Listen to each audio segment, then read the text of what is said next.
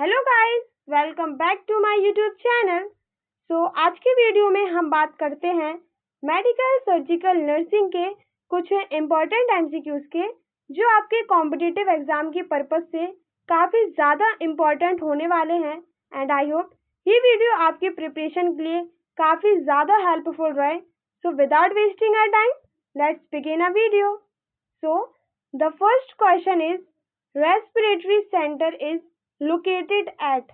Respiratory centre हमारा कहाँ पर लोकेटेड होता है?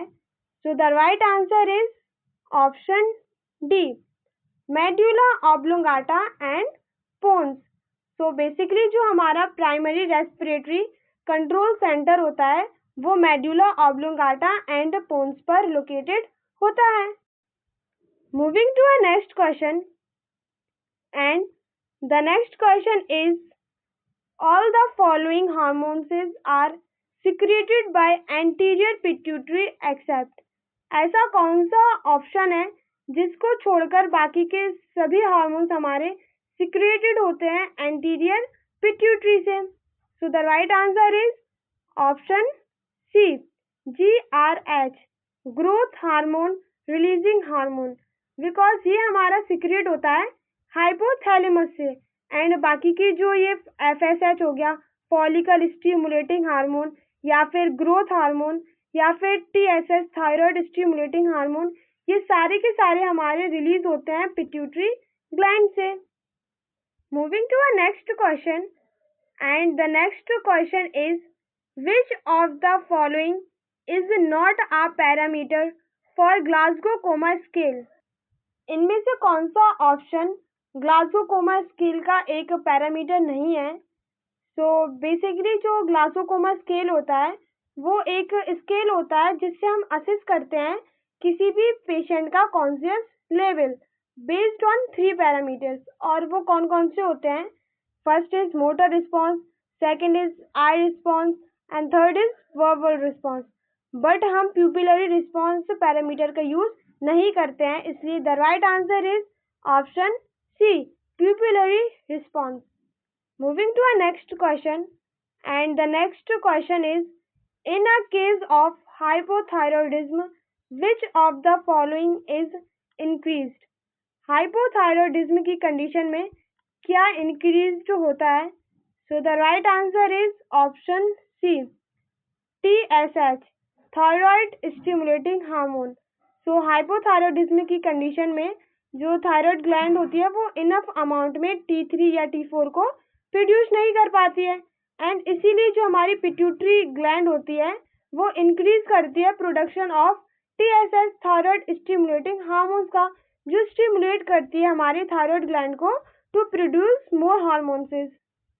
Moving to a next question, the next question is persistent generalized lymphadenopathy is caused by। persistent generalized lymphadenopathy किसकी वजह से होता है? The right answer is option A, HIV, human immunodeficiency virus. ये persistent generalized lymphadenopathy एक common clinical manifestation होता है HIV infection का, जिसमें हमें इन लार्ज लिम्फ नोड्स देखने के लिए मिलते हैं। Moving to a next question, and the next question is, which one of the following is a post transfusion hepatitis? इनमें से कौन सा वायरस है जो ट्रांसफ्यूजन के बाद हेपेटाइटिस का एक कारण बनता है? The right answer is option B, hepatitis C। Moving to a next question, and the next question is, cancer of epithelial tissue is called. Epithelial tissue का जो कैंसर होता है उसको क्या बोलते हैं? The right answer is option B, carcinoma. Carcinoma एक type का कैंसर होता है जो हमारा ओरिजिनेट होता है एपिथेलियल टिश्यूज में। Moving to a next question, and the next question is, antigen is a substance that. Antigen एक सब्सटेंस होता है जो क्या करता है? The right answer is option D, trigger N immune response.